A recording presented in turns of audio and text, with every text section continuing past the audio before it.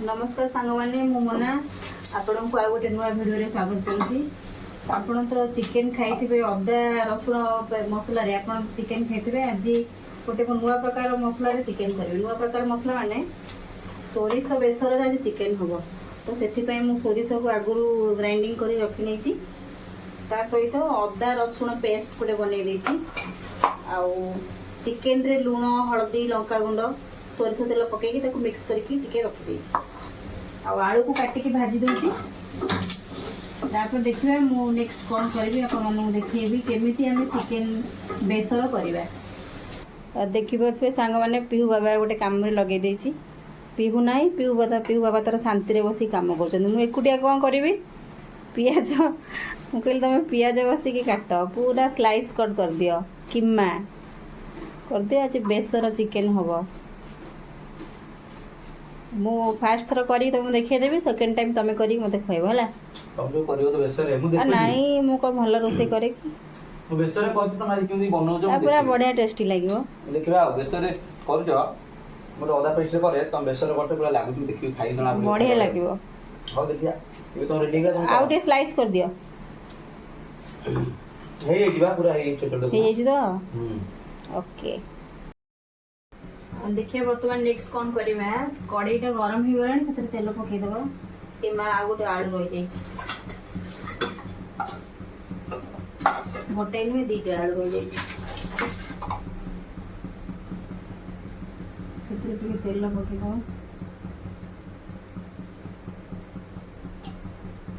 बेसी तेल पकेबानी अल्प तेल पकेबा।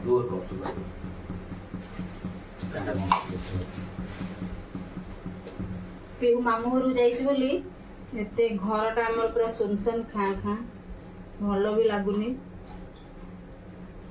से मामू घर आसवाई चाहूनी कहे मु पाठ पढ़ी ये रही खाली पाठ पढ़ा कह हुए से मामू घर किए कह पाठ पढ़ाई सी राजा से तेल गरम हो गला से बर्तमान आम पियाज पकईदबा।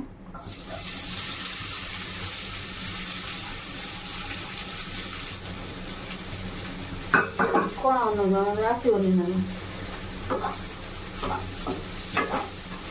बड़ी जी अनुपी मुझे सांग देखिपे मोर टे देहटा भल ना मतलब भल लगुन कर भिडियोटा आज मुझे कहली मोना तुम टे ब्लग कर भल ब्लग आउ चिकेन तरकारी कर तो हाँ चिकेन तरकारी करी बेसर कर तुम आइडिया कर सांग आप देखिए मुझे भलसे बनाए बट सी मोटू आगे भल बना बोली कहीकि सी करुँच आप देखिए फास्ट लास्ट मतलब से कोला बनौछ कौन कर मो कैमरा जाऊँ खाइब ठीक है खाइबे। देखो तो बर्तमान पियाज बढ़ीगला पियाज को टिके हल्का गोल्डन कलर हवा पर्यंत फ्राए करदबा।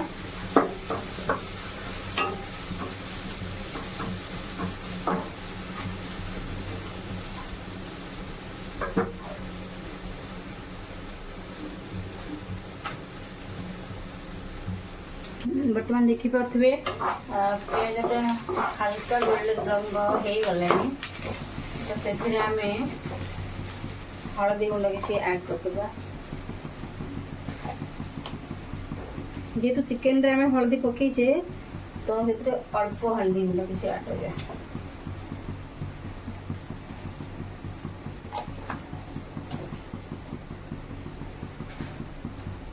तापर आम किसी लंका गुंड ऐड करदबा काश्मीरी लंका गुंड यहाँ काश्मीर को जाइए अणा होता। तापर आम मसला को मिक्स करदबा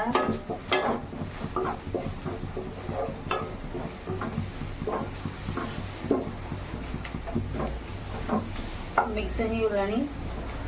तापर आम आगुरी बटा होगी रखा जाइथिबा अदा रसुण पेस्ट को ऐड करदबा।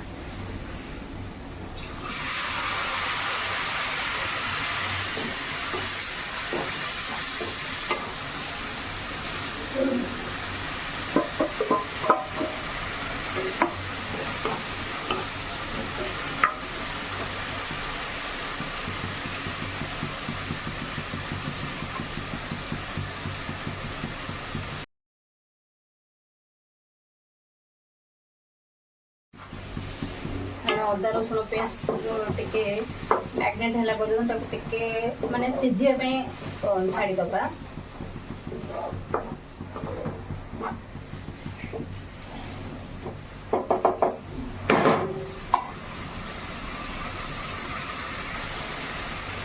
ଆପଣମାନେ ଦେଖିପାରୁଥିବେ ଏଥିରେ ଆମେ କିଛି ବି ମାନେ ଗରମ ମସଲା କି ଚିକେନ୍ ମସଲା କିଛି ବି ଆଡ଼୍ କରିବାନି, କେବଳ ଅଦା ରସୁଣ ପେଷ୍ଟ ଆଉ ସୋରିଷ ବେସରରେ ଏଇଟା କରିବା।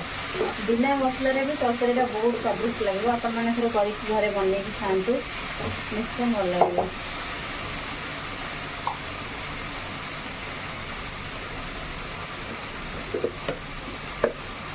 ଟିକେ ଲୁଣ ସେଥିରେ ଆଡ଼୍ କରିଦେବା, ଲୁଣ ପକେଇବାକୁ ମନେ ନାହିଁ, ଲୁଣ ଟିକେ ଆଡ଼୍ କରିଦେବା।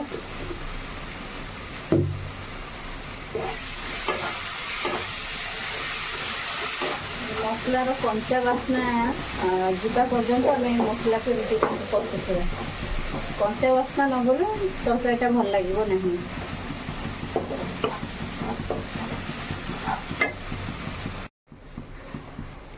ବର୍ତ୍ତମାନ ମସଲାଟା ମ୍ୟାରିନେଟ୍ ହେଇଗଲାଣି। ସେଥିରେ ଆମେ କଟା ହେଇକି ରଖାଯାଇଥିବା ଟମାଟୋ, ପୁରା ଲାଲ ଲାଲ ଟମାଟୋକୁ ସେଥିରେ ଆଡ଼୍ କରିଦେବା।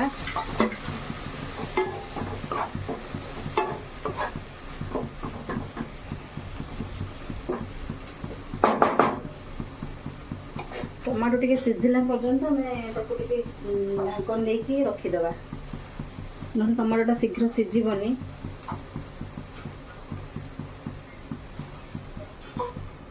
ଢାଙ୍କଣ ଦେଇଦେବା। ବର୍ତ୍ତମାନ ଗ୍ୟାସଟା ଟିକେ ସ୍ଲୋ କରିଦେବା। ଦେଖୁଥିବେ ଟମାଟୋଟା ସିଝିଗଲାଣି। ଟମାଟୋକୁ ଆମେ ମସଲା ସହିତ ମ୍ୟାରିନେଟ୍ କରିଦେବା। ତାପରେ ଆମର ଏଥିରେ ଆସିଯିବ ମୁଖ୍ୟ କାମ। ମାନେ ଚିକେନକୁ ଆମେ ଏଥିରେ ଆଡ଼୍ କରିଦେବା।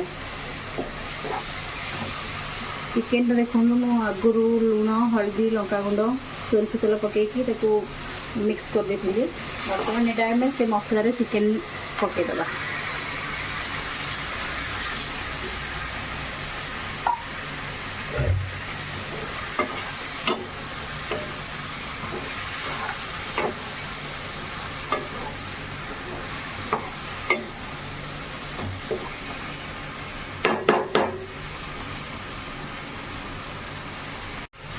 चिकेन को କିଛି ସମୟ ଆମେ ମସଲା ସହିତ କଷିଦେବା,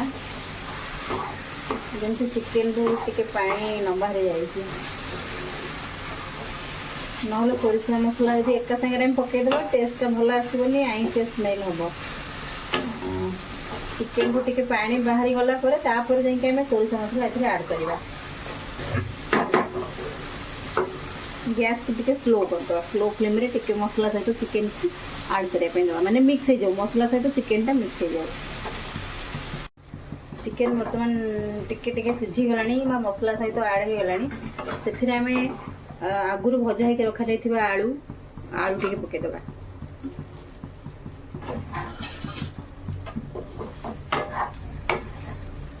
କିଛି ସମୟ ଆଳୁକୁ ମସଲା ସହିତ ମିକ୍ସ ହେବା ପାଇଁ ବା ମିଶିବା ପାଇଁ ଆମେ ଛାଡ଼ିଦେବା।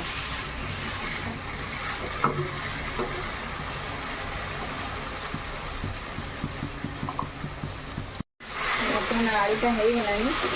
ଆପଣମାନଙ୍କୁ ଯେଉଁଟାର ଅପେକ୍ଷା ଅଛି ସେ ଅପେକ୍ଷାର ଅନ୍ତ ଘଟେଇ ମୁଁ ସୋରିଷ ବେସରକୁ ଚିକେନରେ ଆଡ଼୍ କରିଦେଉଛି।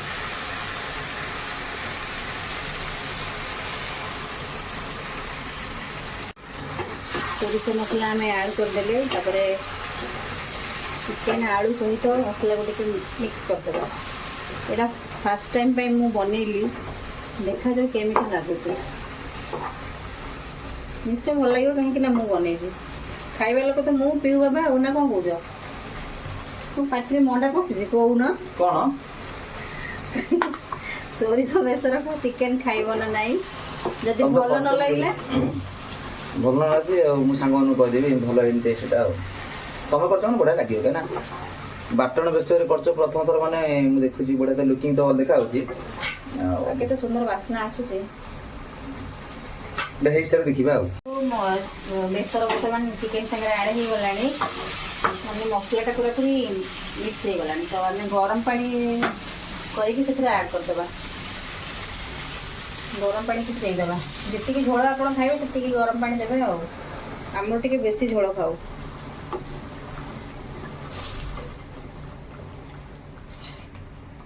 ଏତେ ସୁନ୍ଦର ତ ଦେଖାଯାଉଛି, ଦେଖାଯାଉ କେମିତି ଲାଗୁଛି। ପାଣି ବନ୍ଦ କରିଦେବେ। ଏବେ ବର୍ତ୍ତମାନ ଆମେ ପାଣି ଦେଇଦେଲେ କିଛି ସମୟ ପରେ ଆପଣଙ୍କୁ ମୁଁ ଦେଖେଇବି। ସାଙ୍ଗମାନେ ଦେଖନ୍ତୁ ତରକାରୀଟା ବର୍ତ୍ତମାନ ହେଇଗଲାଣି। କି ଆମେ ଫିନିସିଂ ଟଚ୍ ଦେଇଦେବା ସେଥିରେ, ମାନେ ଧଣିଆ ପତ୍ର କିଛି ସେଥିରେ ଆଡ଼୍ କରିଦେବା।